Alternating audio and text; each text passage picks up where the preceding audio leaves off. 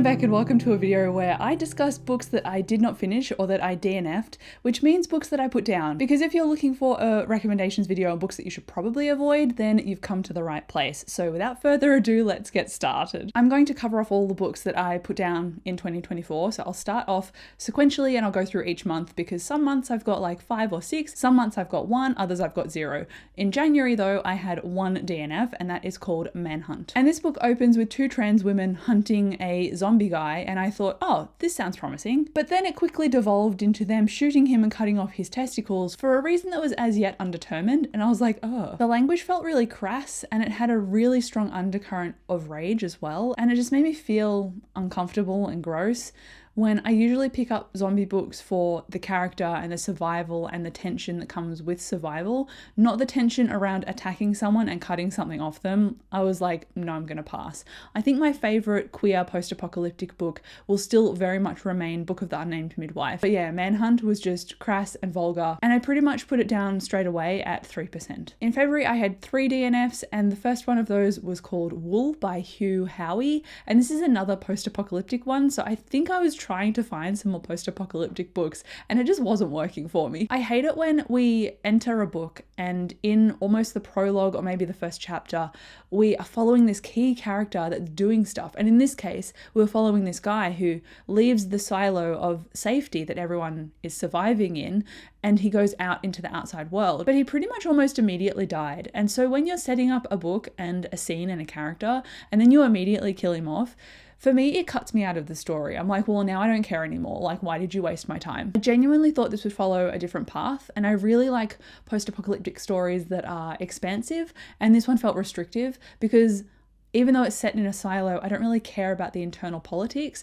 unless they can venture out somehow and there is an element of survival there, whereas this just felt, like I said, contained and restricted, and I wasn't interested. I'm sure at some point the forced proximity encouraged character development, but again, it just wasn't a story that I found I was enjoying myself with. So again, I put this down pretty early on. Then this one's a popular one, so I do regret having to say this, but I put down A Day of Fallen Night by Samantha Shannon, which is a female-female romance with dragons in it. So it sounds like it would be amazing and up my alley, but I just found it really boring. It felt unnecessarily descriptive, almost overwhelmingly so, and because it was so immersed in its own descriptions, it was isolating me as a reader. I felt like I was on the outside of these characters and I could not connect with the emotion and the intent of them, which was a bit disappointing. So I got 58 pages in and I thought, I can't do this for 900 more pages, and so I put it down. And then my last DNF for February was another dystopian book, like post-apocalyptic, and that was Oryx and Crake by Margaret Atwood.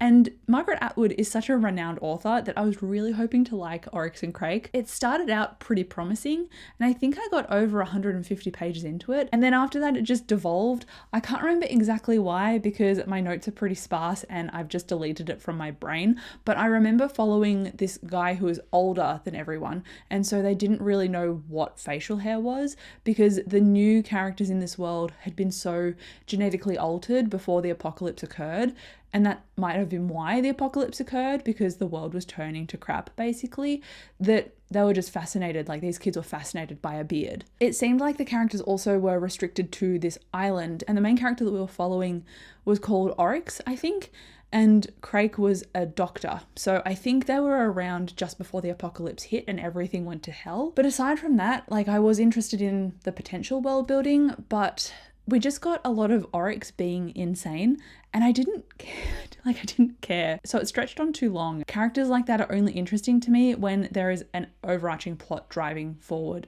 as well as this character losing their mind. So I was like, yeah, I don't care anymore. I'm putting this down. I've tried my best. It's done now. Now, because I like male-male romances, I thought, oh, this one's been doing the rounds, so I'll give it a go. And I regretted that immediately. And it's The Foxhole Court. It's got a very striking cover, and I thought it would be promising in terms of the cover and the premise, but it's about a mafia's son joining a sports team and having to hide all of these secrets. And already I was 24% into this audiobook, and it felt like there were just too many characters for starters. The writing wasn't keeping me engaged. It's almost like the book was writing in order to skirt around around secrets so the reader wouldn't know either. And I find that a really lazy way of writing, because if you can inform your reader and then keep them reading, that's pretty clever. And this book wasn't doing that for me. We're into my March DNFs, by the way. So I put that down in March. I've put 4 other books down in March. So I started the year pretty challengingly, if I must say. The next book is The Prince of Secrets, which was the sequel to The Lord of Stariel, which I quite enjoyed the first book. I think I gave it 4 stars,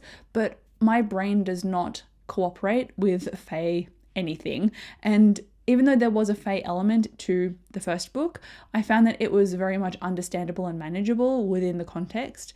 But then it went into the sequel, and the sequel follows a different main character, and he is a fae character. So because of that, we got immediate access to the fae, and I just don't find that magic rewarding. I find fae magic more annoying than intriguing, so that very much alienated me from this story. This main character as well, he was, doing all of these fae antics, but also not telling the main character that was in book 1, and they're supposed to be a couple. So the fact that he's doing all this stuff and he thinks he'll need to leave, but then he's not telling Heta, the main character from book 1, any of this or any of these thoughts, I was like, well, it's already very deeply into miscommunication. We've only just begun the book, and I loathe miscommunication. I'm not into fae, so it's going down at 17%. You can tell I got a bit more bold because instead of putting this book down early, I read until 49%. And why did I do that? Because I wasted my time. It was a book called A Little Too Familiar, and it's a romance between a human woman and a werewolf. And the human woman is a witch that has specialized in familiar magic, so like animal magic. I think she worked at a veterinary clinic, so she really brought her magic into focus there, and it helped her job. And then when she goes home at night, she shares a flat with a bunch of other people, so she's got roommates. And this guy has recently just joined and become a roommate, but he has this like weird affinity for her because not only is he attracted to her animal familiar magic, I think he either had a dream about her or they previously met, and so now they're like, ooh, keen. I did say that I was removed from the story a lot with the descriptions, and I frequently ended up skimming, and the communication was good, but the touchiness, the kissiness, the closeness of all of the roommates, it didn't really seem legitimate. It's like it was thrown in there. The story was also written in a very goofy way, but some of the story was dealing with more emotional things, so it was very jarring to go back and forth. So I ended up just feeling not right about it and frustrated, so I put it down. Then I tried The Gentleman's Book of Vices, and it's about this guy named Charlie. I think it's set in the 1900s, and Charlie is to be married soon, but he loves being with men, and so he's ending his life's dedication to vices, which are a fine drink and a fine man. And I think that sounded funny when I was reading the synopsis, but when I started reading about the intent of this character, it felt a bit contrived. In my notes, I said he's dedicated to finding the author of his favorite raunchy book for an autograph before he succumbs to marriage. And then you get to see the other guy, because it's a romance, and it says Miles Montague, secret author of raunchy romances, uses his royalties to keep his bookshop afloat. So he's writing these illegal romances in order to pay for his legitimate business. And I said that this is a period romance, so yeah, 1900s, with some steaminess to it. But then the story was prefaced with, can this love story, doomed to be a tragedy, have its ending rewritten? And again, it felt contrived. Like I wasn't connecting with the characters. I found it just kind of annoying. I did borrow it from my library when I was listening to the audio, and I thought, okay, if I like it, then I'll obviously continue. But I realized that it was sitting on my Libby, like borrowed books for a couple of days, and I just hadn't had a single thought about it, and I was like, nah, it's time to put it down. The last one I put down in March was a young adult book, so I kind of should have seen this coming, but it was Merlin related, and I love Merlin stuff, and it was called So This Is Ever After. And it's about all of these characters who have gotten together, and I think they've killed the big bad, and now because this big bad is gone, the main character has to step up and become like an interim king while they figure out where the actual royal line is so they can contact and make them the king properly. So because these characters have gone on this ragtag group quest, they've slayed the big bad and now they've got to like figure out politics. There's a lot of downtime, and in that downtime I realized that I did not care about the angst between the main 2 male leads. Both of them were obviously in love with each other and had been best friends for their whole lives, but they somehow couldn't recognize, even though they've known each other for that long, that they had feelings for each other.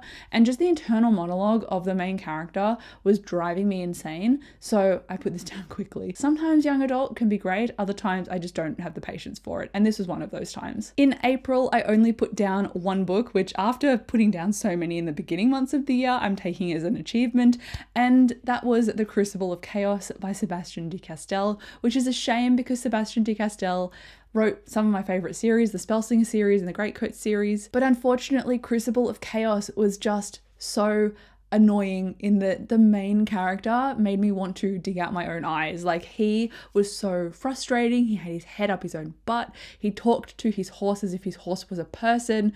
And I thought that's not the right way to get exposition. Like, maybe it might work once or twice, but as something consistent across 60 pages, it was just driving me absolutely bananas. So I thought I would benefit from putting this book down and then regaining my sanity. And that's what I did. I put it down. Across May and June, I only put down 2 books as well. So getting lighter on the DNFs, which is a good thing. So one of those was If I Never Met You. And this is a romance about 2 lawyers. But before the romance with the lawyers kicked off, I read like 20% of the book, and I should have read the synopsis because this is clearly flagged, but it's about a woman who's in a long-term relationship. She wants to have kids, and then her partner and her end up realizing they're not right for her, and he calls off the relationship, gets with someone else and knocks her up. And this woman's like, well, why did I waste my whole life being with this guy that I thought loved me?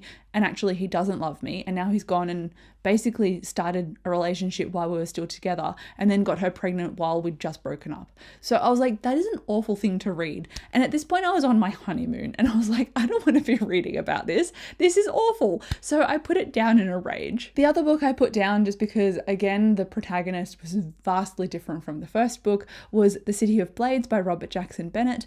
I loved City of Stairs. I loved the mystery at the center of this story. It was so intriguing and descriptive and engaging.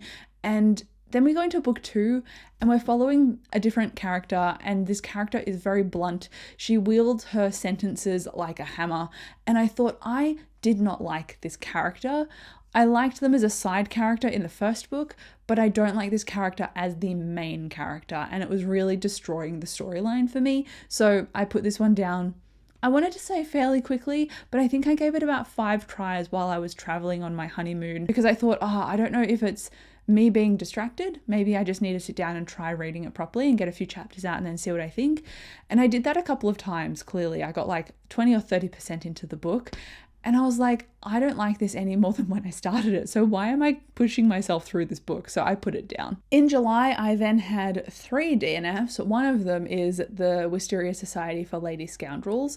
And I thought this would be funny because it seemed like it blended comedy, romance, and a Sherlock theme with a bit of witches and magic too. And it seemed to start that way. I don't remember exactly why, because I don't have many notes really, but I just found that it was again unbearable and the plot just became absolutely ridiculous, and the tension between the 2 leads. I thought, why is it being drawn out this much for this long? I think I got 60% into this book, which is a dumb amount of time for a book that I don't think I like. And I was reading it going, I'm not looking forward to reading this, so why am I continuing? So I put it down because the main characters were unbearable. Conversely though, I tried Dragons of Deepwood Fen because I thought, oh, it's a dragon book. This is going to be great.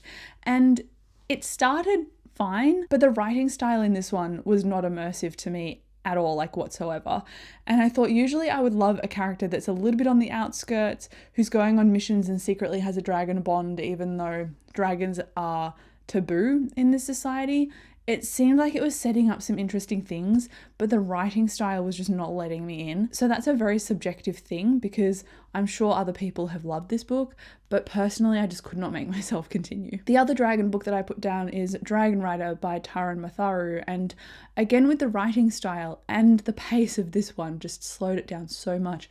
I think I got 30% into this book and barely anything had happened, and I was looking at it going, I'm not emotionally invested, this writing is taking too long to immerse me, the pace is ridiculously slow, I'm gonna put it down for my sanity, and that's what I did.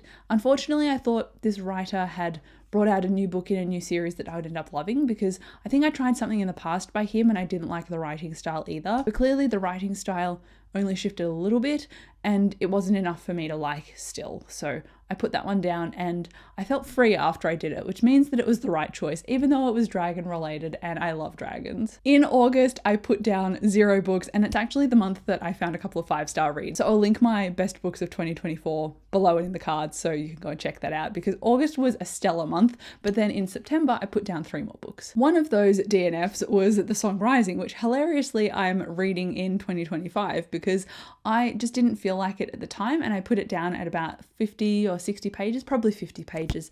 It just felt slow and a little bit boring in terms of the pace, and this world is setting up so much and a lot is going on in terms of politics that you can get really bogged down, like the devils are in the detail.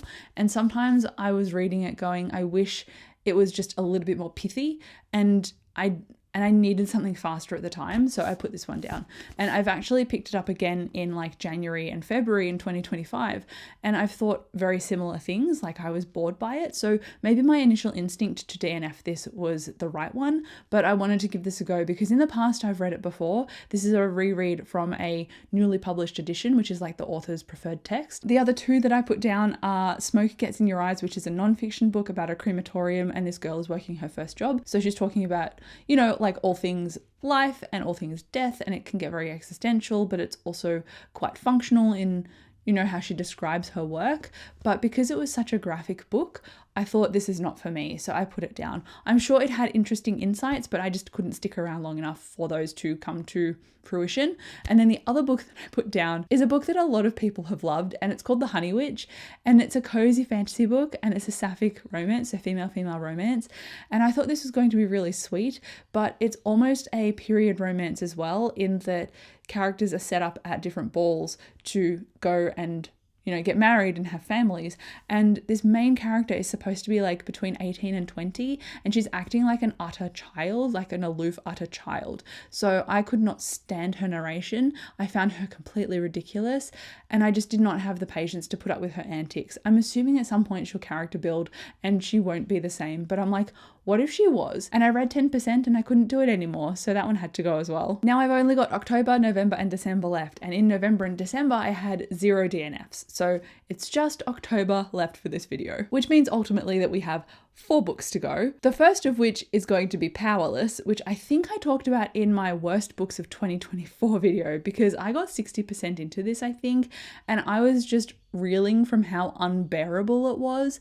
It was like a mixture of Red Queen and the Hunger Games, but done very poorly.